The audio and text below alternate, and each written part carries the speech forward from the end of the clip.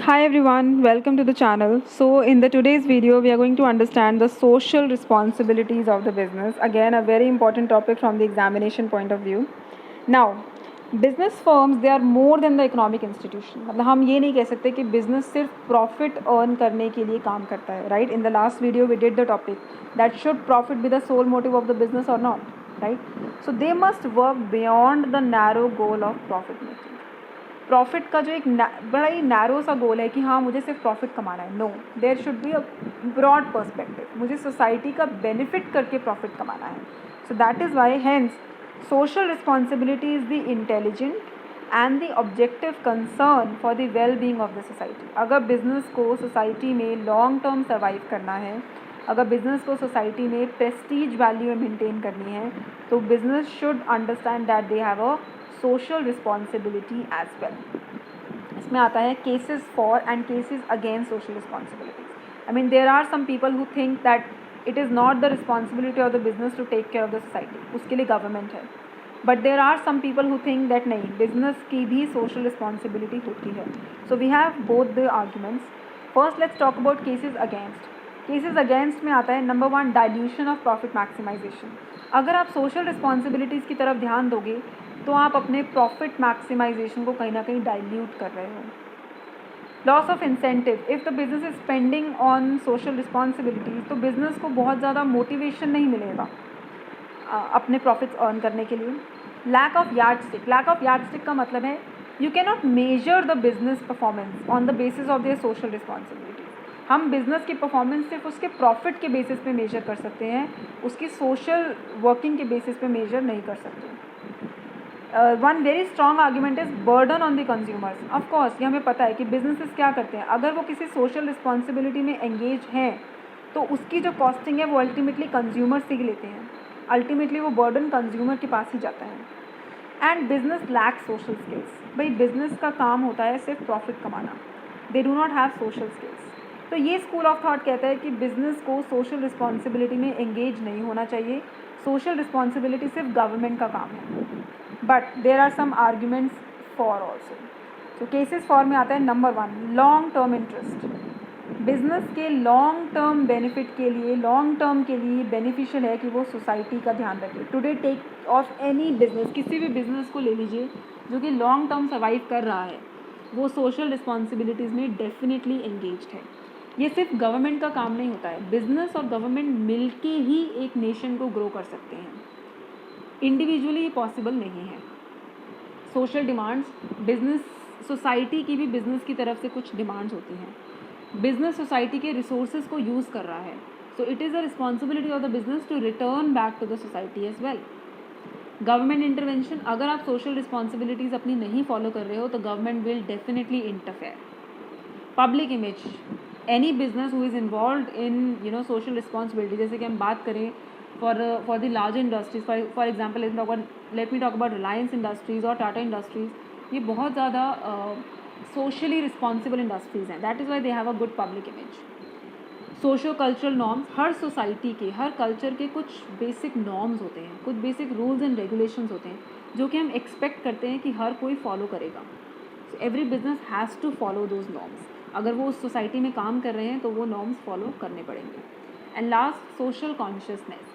Every person, consciousness का मतलब होता है knowing what is right and what is wrong. तो हम एक्सपेक्ट करते हैं कि हर इंसान को, every person who is living on this earth, उसमें एक बेसिक कॉन्शियसनेस है कि क्या सही है और क्या गलत है. तो बिजनेसेस को भी इस चीज़ की अवेयरनेस होनी चाहिए कि हाँ what they are doing is right और what they are doing is wrong. They should know that. So ये होते हैं cases for and cases against social responsibilities. And then we have the responsibilities of the business towards various stakeholders. एक एक करके सबके बारे में पढ़ेंगे.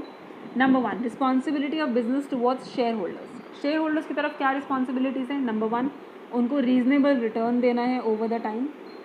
मेक श्योर करें कि बिज़नेस आपका सर्वाइव करे और ग्रो करे. कंपनी की रेपुटेशन और गुडविल बनाना है. बिजनेस लॉज में अगर कोई लूप होल्स हैं तो उसका एडवांटेज नहीं लेना है हमें. और हमें ट्रांसपेरेंट रहना है. Whatever financial statements that we are making या शेयर होल्डर्स को हम जो भी प्रोवाइड कर रहे हैं इन्फॉर्मेशन, वो ट्रांसपेरेंट होनी चाहिए. And we have to be accountable for what we are doing. अगर कुछ गलती कर रहे हैं या कुछ प्रॉब्लम है तो हमें अपने शेयर होल्डर्स को आंसर करना चाहिए, because these are the people who have invested the money in the business. So these are the responsibilities towards shareholders. Then comes responsibilities towards employees. Employees की तरफ क्या रिस्पॉन्सिबिलिटी है?